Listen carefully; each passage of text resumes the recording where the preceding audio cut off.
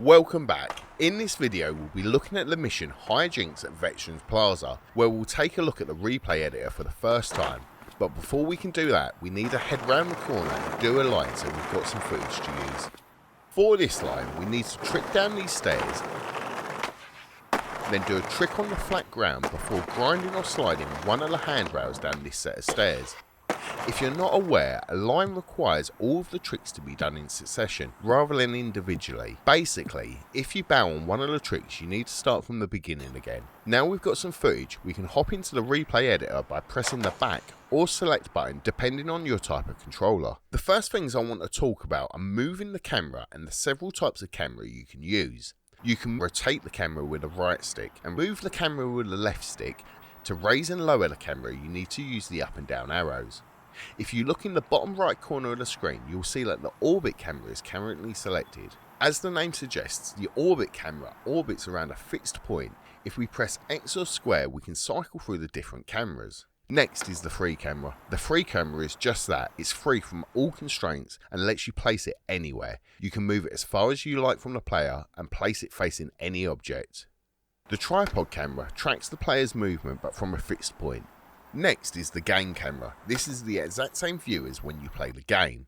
The final camera is the filmer camera. This lets you take control of the camera as the clip plays back and your movement with the camera is recorded for future use. For the rest of the video I'll be using the free camera. Now let's talk about selecting our clip. At the moment the playback has several minutes selected, so let's shorten it to the bit where our line is. The first thing we want to do is rewind the playback and find the start and the end of our line. You can rewind the playback by holding the left trigger, and holding the right trigger will fast forward through the playback. Now I've found the point I'd like the clip to finish, I can mark the end of it by holding the right shoulder button or R1 and clicking the right stick down. Note how the white closing square brackets has jumped to our position. If we carry on rewinding, we can find the start of the clip and mark it the same way, but this time we'll click the left stick down. Finally, let's zoom in on our selection to make working on it a little bit easier. You can do this by holding the right shoulder button or R1 and pressing Y or triangle depending on your controller. Now we've got our clip selected, we can play it back by pressing A or X. However, at the moment, seeing I'm using the free camera, unless I move it manually, it won't follow us. To make the camera follow our movement, we need to add frames to tell the camera where to be at what time.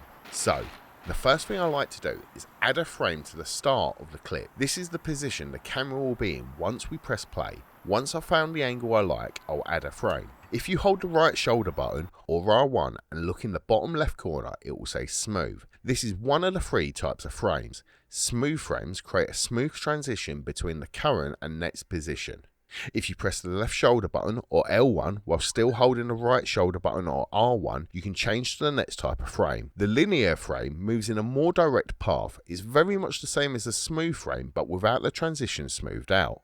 The final frame is the constant. The constant frame holds its position and has no movement applied to it. When it reaches the next frame, it will instantly change its view. For this clip, I'll be using the smooth frame, but feel free to experiment with them to find out what works well with your clip. To add the frame, you need to hold the right shoulder button or R1 and press the down arrow. Now, I'll do the exact same thing for the camera angle at the end of the clip. If we enable the montage view with the left shoulder button or L1 and go back to the start of the clip, fun fact, if you hold the right shoulder button or R1 and use the left and right arrows, you can jump between the frames to save some time. If we press play now, the camera should transition itself between the two frames.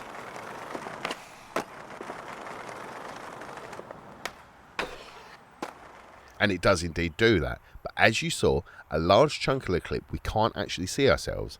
I'll deal with that in a moment. The first thing I'd like to do is alter the position of the camera at the end of the clip. I want to arrive here a little sooner so we can see more of the trick on the handrail. I'll start by turning montage view off, as this will let me move the camera independently of the frames. Once I've found the spot I want to add the frame to, I'll add a new one in, jump back to the old one and delete it by holding the right shoulder button or R1 and pressing the up arrow. Now, let's deal with that bit in the middle. I'll re-enable the montage view and scrub through the clip from the start, listening for the sound of the trick being popped. Now I'll reposition the camera to the perfect spot and add a new frame. I do it this way round as I find you get a smoother transition by adding the middle point after rather than before the end, but that is a personal preference. Anyway, let's take a look at how the clip looks now.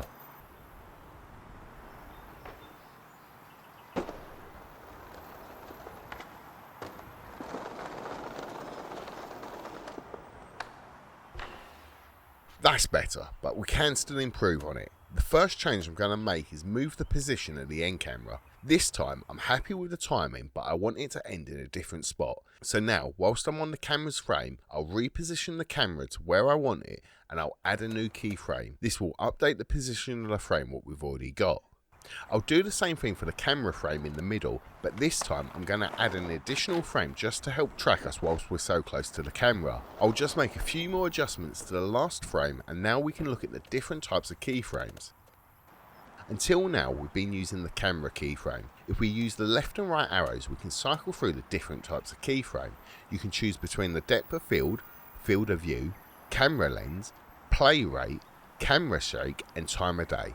We'll talk about all of these in more detail in a later video, but for now, let's just adjust the playback rate. Adding a frame for play rate is the same as adding them for a camera. However, when you add the frame, you'll get an additional pop-up where you can select the playback rate. 1 is normal speed, anything below 1 is slowed down, and anything above 1 is sped up. So I'll scrub through the timeline and place a few frames to control the speed.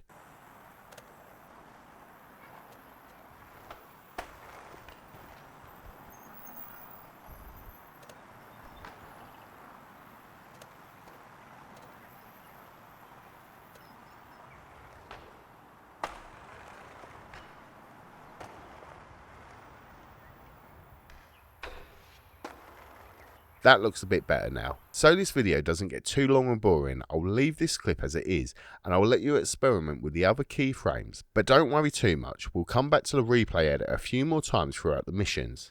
Now all we need to do is save the clip, what we can do by going to the menu, then save replay. Now it's just a case of giving it a name and hitting save. Then once we've exited the replay editor, the mission will finish. So with that, I'll leave it here for this video and we'll carry on in the next one where we'll take a look at the mission Veteran Plaza Legis. Until then, take it easy.